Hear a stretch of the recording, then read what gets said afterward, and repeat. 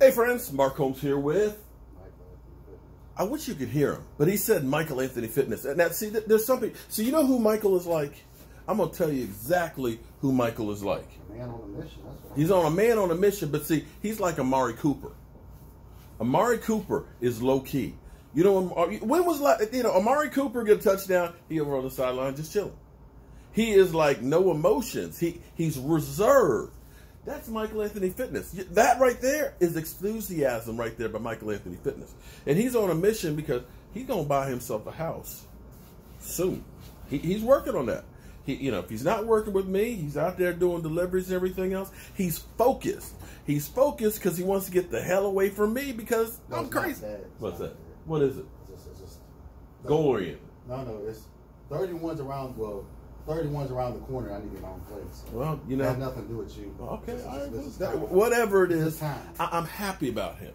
I'm excited about him. In fact, I'm excited about all my kids. I'm proud. I'm proud that my kids have all found their own paths and are doing their thing. And I feel good. But one thing I'm not proud about are those fake ass Dallas Cowboy fans out there. Now you know my man Philip Ebar, Dak Prescott's uncle. He called out Skip Bayless in that interview I had.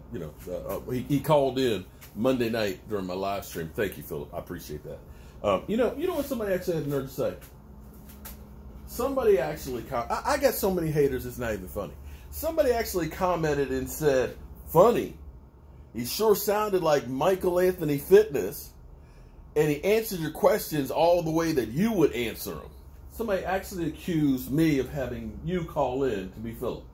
I'm like, the voices don't sound anything alike. The question is, why would I call into your show when I can just get up off the couch and sit on your set? Well, no. He's saying that you were pretending to be Dak's uncle. No, I'm just saying, why would I do that when I get up from the couch? Okay, you're trying to make sense of trolls, okay? Yeah. So anyway, no, Michael didn't do that. No, he didn't do that. He very rarely likes to be on my show. But see, there's so many out there that believe that Skip Bayless is a Cowboy fan, and I keep trying to tell you, he is not. He is what we despise, what everybody accuses us of being a bandwagon fan. See, shout out to Stephen A. Smith. He's not doing a good job at it, but that's what he's doing. That's what Stephen A. Smith does. He flip flops. Here's the thing. Here's the thing about it. He claims to be my Dallas Cowboys and everything else, right? So I can't stand a two-teamer. Two-teamers. People that root for two teams. So people say, "Oh, what's your second team?" Anybody playing the Eagles. That's it. That would be the closest thing I have to a second team is if somebody's playing the Eagles, I will root for them. That is it. And it's debatable if I would do that if it were the Giants or the Washington team. I would probably wish that the stadium imploded with both teams in there. So I can't understand how you can root for two teams. See, back in the 80s when I went to school, you had fans out there that had like a Cowboy jacket. They had, starter jacket, Cowboy jacket, a Giant jacket, a Redskin one, and a San Francisco one.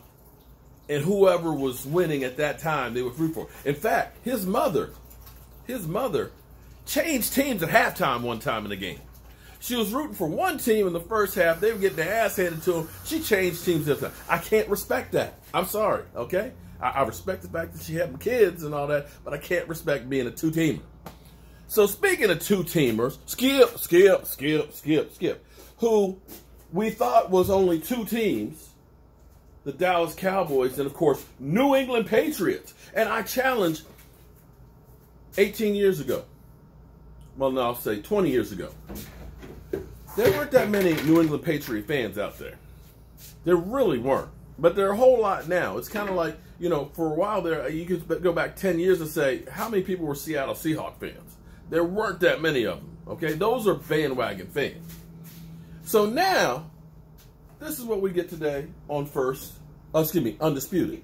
showing up. What is he gonna do? He don't know nothing about nothing. That's that New York. I know nothing. I speak nothing. I see nothing. Well, what do I know? I just show up here. I just work here. I don't know nothing about nothing. Exactly. They give me the football. I throw it. Some's got more air. Some got a little air. I don't know nothing about nothing. What am I doing here?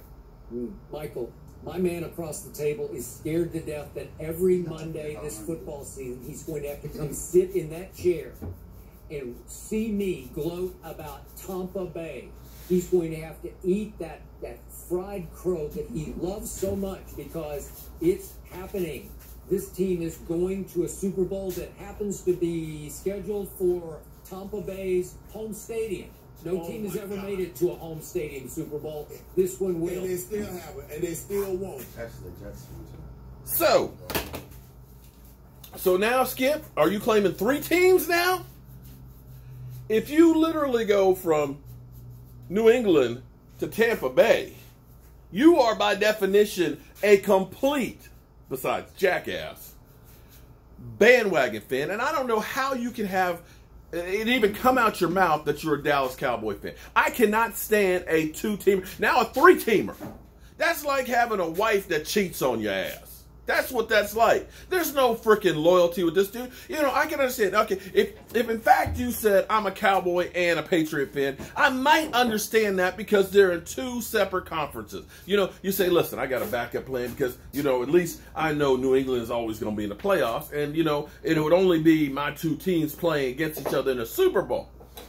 But to jump from New England now to Tampa Bay,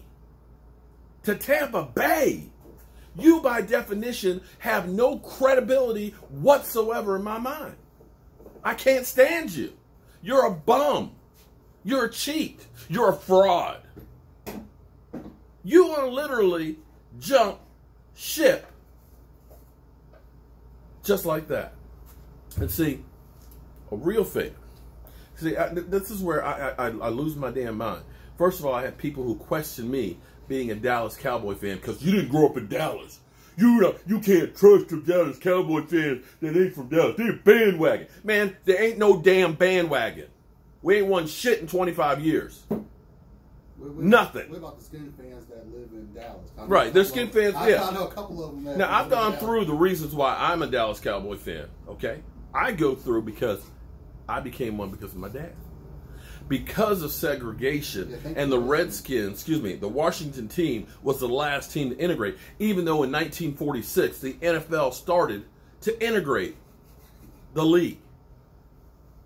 Knowing that my father, who couldn't go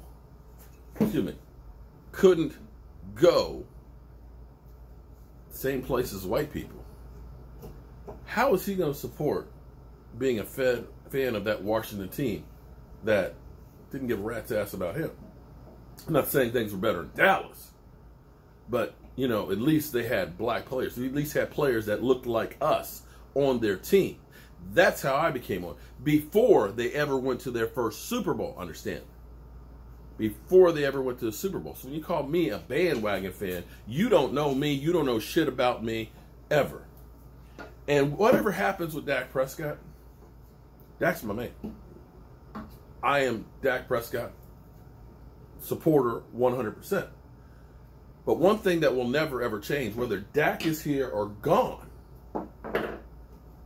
I will still be a Dallas Cowboy fan. That will never ever change. I'm too old to change and find a new trick, okay?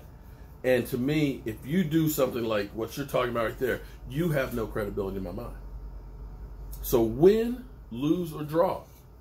Some of you ones that claim to be real Dallas Cowboy fans that are in Dallas, that disappear at the first sign of trouble, don't do near the amount of shit that I do to support the Dallas Cowboys.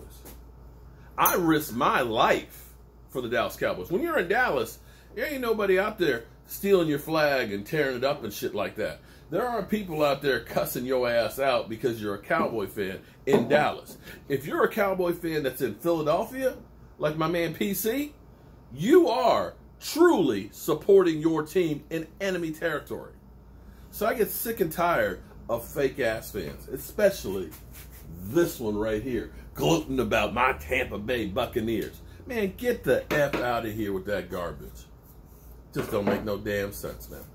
All right, I got more work to do. I got to take this thing apart and get it all varnished up. So I'm going to go ahead and get that done.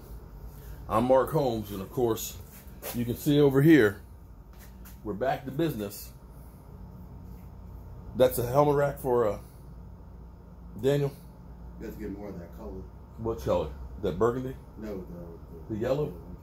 Okay. Damn, I thought we got a big can of it. We got the little small one. Okay. All right, and we got my man who I've been missing, your Two-Face. It's coming. Coming up. And we got mug rack, and what else we got? Hat rack too. So we got some racks and stuff. We working. We do what we do here. We do what we do here. All right, I'll see you later.